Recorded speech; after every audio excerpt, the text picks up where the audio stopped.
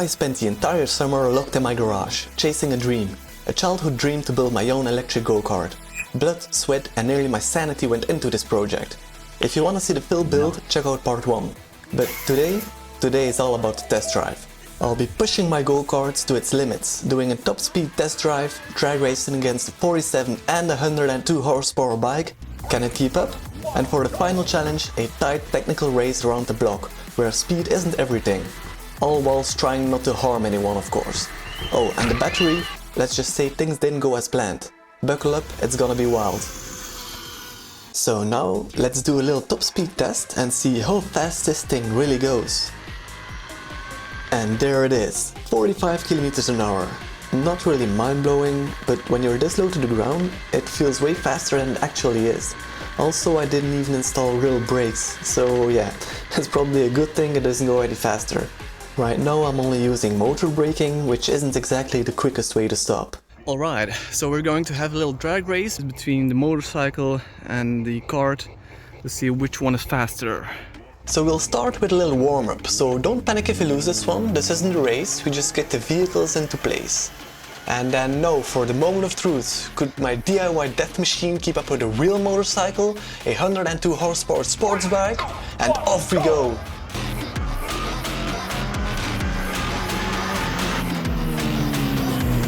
Oh no, we lost. No, let's be real. The kart's battery is limited to 50 amps, meaning it's only putting out about 2600 watts.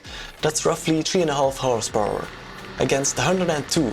So yeah, that wasn't even close, and I took the L for the kart. But maybe, just maybe, I had a chance against something a little slower. Enter my girlfriend's 500cc bike, which has 47 horsepower. Still an unfair fight, but hey, I had to try to redeem myself. 3, 2, 1, and off we go!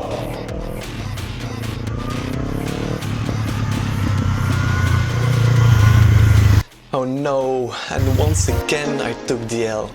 But wait, she let off of the gas way before the finish line. Did she feel bad for me? Or did I maybe tell her that the finish line was closer than it actually was? Don't tell her I said that. No, that's 2 L's in a row. I needed redemption. And then it hit me. Go-karts are built for one thing, cornering. So maybe, just maybe, I could win on a twisty track. So I set up a street circuit. No, I couldn't go all out on the bike. Too many slippery wet leaves, too many people, too many ways to lose my license. So I decided to not exceed the speed limit of 50 km an hour on the motorcycle, but on the go-kart, forget about all the excuses. I really needed to win this one, so I went all out. The start of this race would be in the 1969 old-fashioned style of Le Mans. So the drivers of this race have to first start the timer, put on their gloves, start their engines and drive off as fast as possible. Now are you ready for the race? So here we go, set the timer, put on their gloves, start the engines and off they go. And they're off! The motorcycle takes the early lead, but the go-kart is right on its tail. This is going to be close. You can really see the superior acceleration of the bike, blasting ahead as they charge into the first corner. But here comes the kart absolutely shredding through that turn like it's on rails. As they exit the second corner, the motorcycle is still ahead, but the kart isn't giving up. Into the third corner now, and the motorcycle slams the brakes. Oh, this is the car's chance, it's creeping up fast.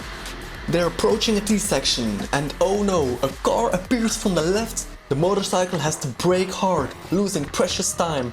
The kart, it flies through like it owns the road. And now the most terrifying turn of the track, a corner covered in wet slippery leaves, a motorcycle's worst nightmare. The bike is being extra careful, braking hard. And there it is, the car finally overtakes the motorcycle, but oh no, it's going too wide, almost off the track. That was so close. More bad luck for the motorcycle, stuck between the car and the forklift. It squeezes through just in time. Meanwhile, the car takes the inside line, risky move in a blind turn, but it got out unharmed. On the bottom right corner you can see some kids cheering for the go-kart. Now this was filmed on a different day for the motorcycle, but guess what? There are still some kids there and they're cheering for the bike. Talk about fair play. Oh, and it looks like someone wants to cross the track right in front of the motorcycle, so it's quick on the brakes. We're approaching the second to last turn and the go-kart is still in the lead.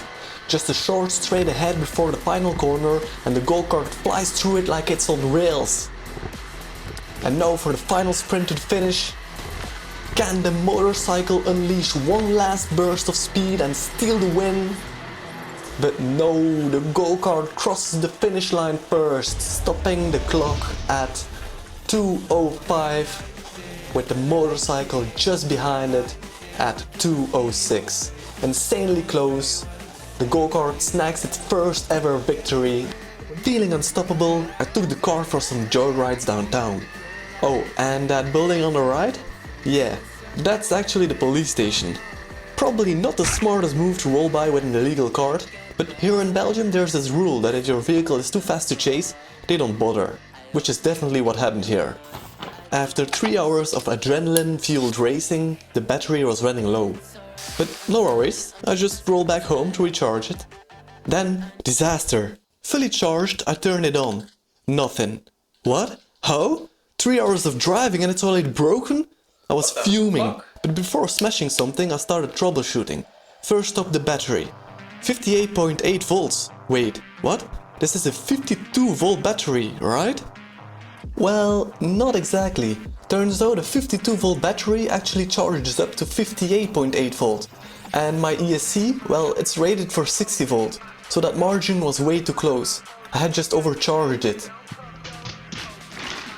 So I have to decharge the battery. And for this I had to make a consumer, so I took 12 volt lamps, put them in series, and now it should consume approximately 60 watts. Aha. It works. So what now? Well, we wait. I have put all the right parts in the description below, so at least now you won't make the same mistake as I did. Now, did it work? Oh, it worked again. Thank you, lamps. I've got some bad news.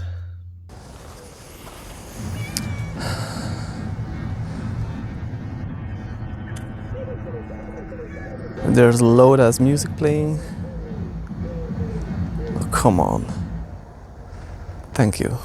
Someone I barely knew asked if you could take it for a spin. My gut said, no way. But my heart said, don't be a jerk. So I handed over the keys. Thanks, man. And he took off. Shouldn't take too long. Just one lap around the block. So I waited. And waited. And waited. 5 minutes passed. Weird. A lap takes 2 minutes max. One if you're a racing prodigy like me. So I ran down the street and then I saw him. Walking? No, pulling the cart. Not a great sign. As I got closer, my heart sank. The left front wheel was bent, hanging all wrong. And by the way, you guys better like this video because my neighbor just saw me in a squirrel onesie, pulling a freaking go-kart, talking to myself. I'm pretty sure they think I've lost my mind. Honey, the squirrel man is back. He's doing it again. So, what happened? Nothing. The wheel just came undone. Did it though?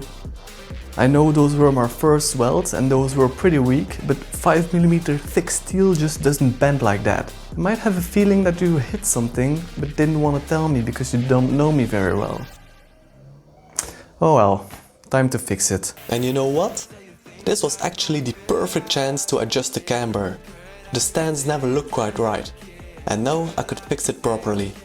So I got to work. Bending the metal, re-welded everything, stronger this time. And then I repainted it and made it perfect. Like it's new. The sun is setting and I just finished. Honestly, the car looks even better now. So thanks, mystery guy, who definitely didn't crash it. Tonight is actually Halloween, so it's a perfect time for you to take a test drive.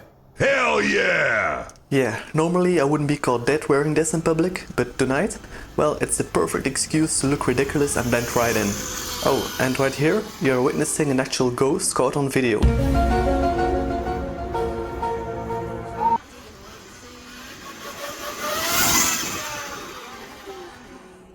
I'm going to hand out candy. I still had some candy left over from when people came knocking at my door, so I decided I'd play Uber Eats and deliver it with my go-kart.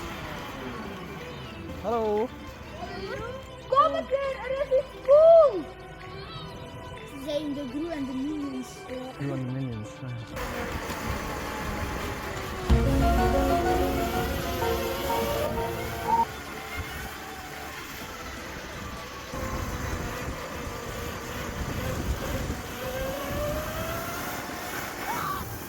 Want to see how it all started? Go ahead and watch part 1.